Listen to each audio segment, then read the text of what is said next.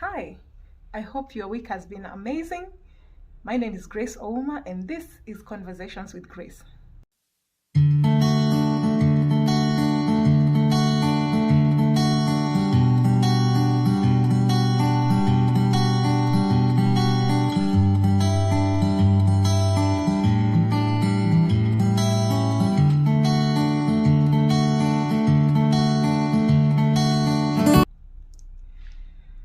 Have you ever heard the phrase, some people are so poor, all they have is money?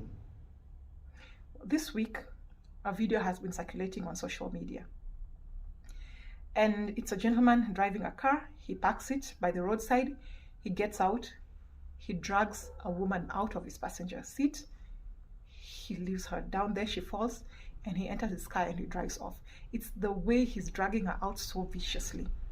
But what caught my attention was the caption that somebody put on that video. And he said, this woman was asked what she brings to the table. He was alluding to the fact that the woman contributes nothing to the relationship except her body for sex. This narrative of what do you bring to the table can have a very damaging impact and effect on our human values and our human nature. You see, when somebody asks you what do you bring to the table, 9 out of 10 times they are looking at your financial contribution, yet they overlook the very many values that are necessary to build a strong and successful relationship. When somebody is asking you such a question, they overlook certain values that are necessary for a successful relationship, such as kindness, empathy, conflict management, respect, honesty. All these values are required and necessary for a successful relationship. Also, what they're asking and what cannot be articulated when somebody comes into a relationship is, you cannot say that I'm coming with my anger. You cannot say I'm coming with violence. You cannot say that I'm coming with the lack of self-control. Nobody can say I'm coming with alcohol addiction. Nobody can say I'm coming with cocaine addiction. Nobody can say I'm coming with a childhood trauma. Nobody says that. And so many relationships have failed because of those negative characteristics. So asking what do you bring to the table is such a limiting way of assessing the value that somebody brings or contributes into a relationship. I want to give you an example from a book that I'm currently reading. Let me just grab it. The 7 Secrets by John Hagee. So John Hagee details a story of some very successful financiers. In 1923, these financiers came together and had a meeting in Chicago. What he says that this group of financiers controlled so much wealth, they controlled more wealth than was in the US Treasury at that time in 1923. So you can imagine that the dailies, the newspapers and the articles and the news were urging young people to be and borrow success tips from these successful tycoons. But Hagee continues to detail what happened to some of them 27 years later. Is it? Yes, so 27 years later, he says that 7 of them, he just follows up only 7 of them. And he says 7 of them ended up, some committed suicide, some died very broke, some were declared bankrupt, and so on and so forth. In fact, some of them, the greatest there on Wall Street, committed suicide. Leon Fresher, the president of the Bank of International Settlement, committed suicide. Ivar Kruger, the head of the world's greatest monopoly, committed suicide. Charles Schwab, the president of the largest independent steel company, lived on borrowed money the last 5 years of his life. Arthur Cutten, the greatest wheat speculator, died abroad insolvent, and so on and so forth. So there's a lot of detail on how they ended up. And as much as we may not know their relationships with their spouses and their children, but you can see that for these people, money was never a problem. I also remembered, when I was reading this, I also remembered Robin Williams. He was a great icon in our family. He was a great comedian. I remember watching the movie Mrs. Doubtfire. I mean, that movie was a household movie in our home for so long. And only to realize later that Robin Williams died of suicide. So you see that money alone does not guarantee a successful life. And that is Haji is basically focusing on what success is not. And he says success is not money. And I also agree with him that successful relationships is not just money. Anybody who wants to value you in terms of the financial contribution that you're going to make is devaluing you, is already limiting you. You see, value cannot be hidden. If you work on your personality, you work on your character, you work on your growth in terms of skills acquisition, your economic empowerment as an individual, the person who requires that kind of value is who you become valuable to. So you cannot become valuable to somebody who doesn't require certain things from you. There was a time where somewhere here in Kenya where a road was being constructed, and the people who were doing backfilling, they dug earth and soil from somewhere else, and they came and poured it on the road reserve. But then the locals from that place usually mine gold, so they know what gold looks like, even if it's covered in mud. So the people who dug the soil didn't recognize the gold, but the people who know what gold looks like, even though it's covered in mud, came in flooding to pick those stones, those tiny rocks.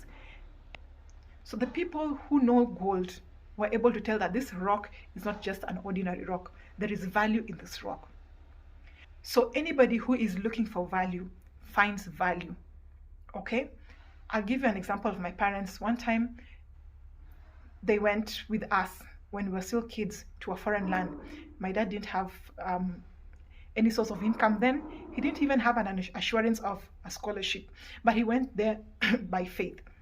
And throughout our stay in that place, my mother and my father worked in a way that there was no distinguishing between gender roles in the home. So my dad bathed us, he did the laundry, he did the cooking, he took care of us when my mother was out in class or in school. So they balanced their caregiving work based on their schedules. And it's because of kindness that the other person was able to see that this person is going to come back exhausted and tired, so let me get this done. That is kindness, that is empathy. When my mom had a swollen finger for so long, my dad did laundry for so long, and he never complained while at it. And he taught us how to do house chores when we were younger. We learned how to cook when I was so young. I learned how to cook basic foods, just to prepare basic meals. I learned how to clean the house and do the tidying up when I was still very young, because dad would encourage us to do those things so that my mom has a lighter burden. And that one has gone up to date. Even today, my father will want to drive you and drop you and pick you up so that you don't struggle too much on the road.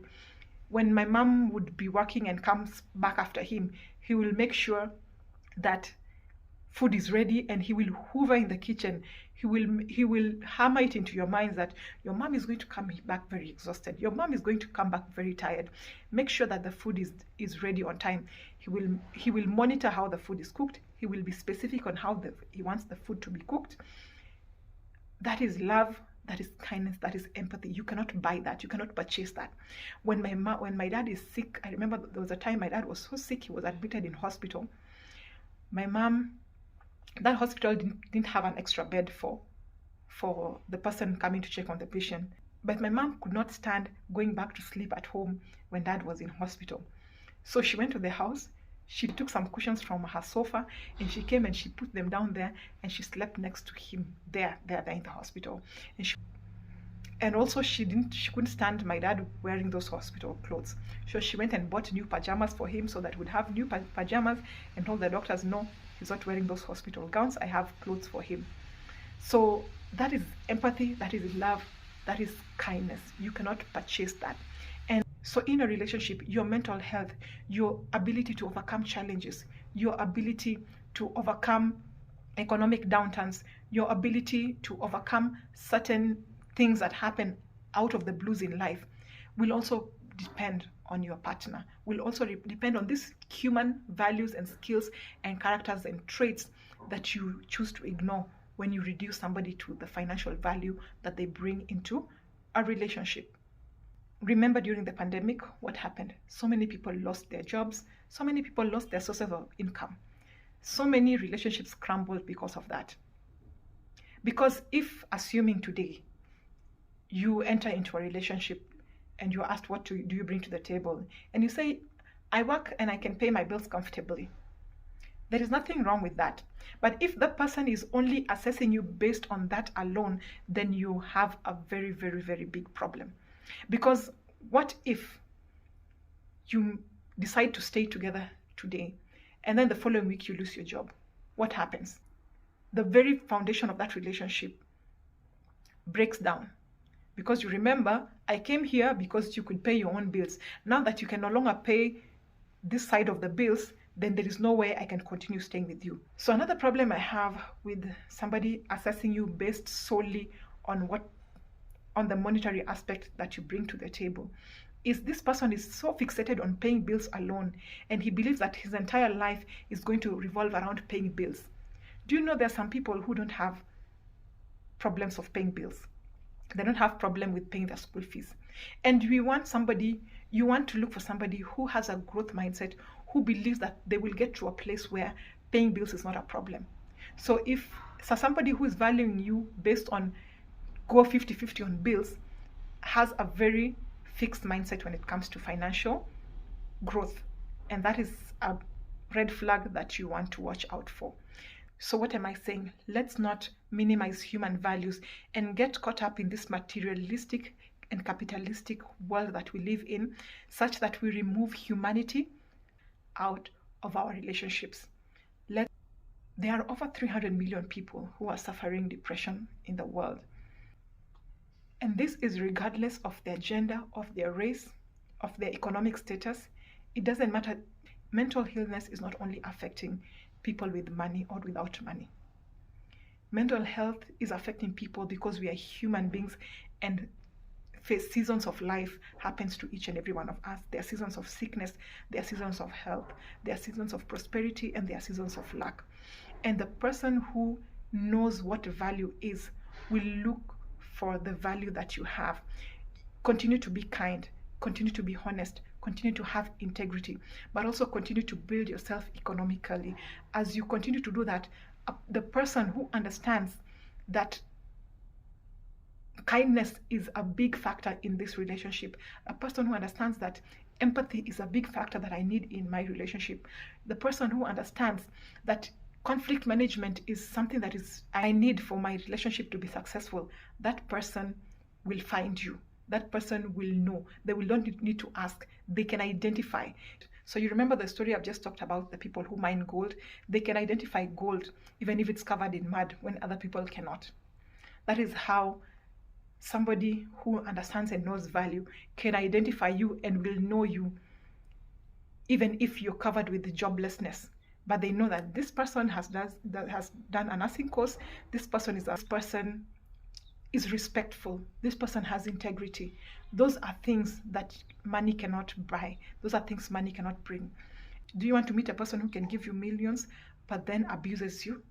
Do you want to meet somebody who is narcissistic? Do you want to meet somebody who is vulgar and abusive physically and with his words, and somebody who controls you financially? Humanity cannot be supplemented with money. Each of them have their own role. And therefore, if you place value to money only, you're shooting yourself in the foot and you're setting yourself up for failure. If you have ever doubted yourself and your value because you have lost your job yet, or you're in a low earning job, keep going. The more you work, the more you're gaining skills, the more you're learning, the more you fail in your business, the more you learn what not to do and how to do it better. So keep growing, keep increasing your value. The person who can see and knows and understands value will know it. The person who needs the kind of value that you have to offer will know it without even asking. Thank you very much and have an awesome week.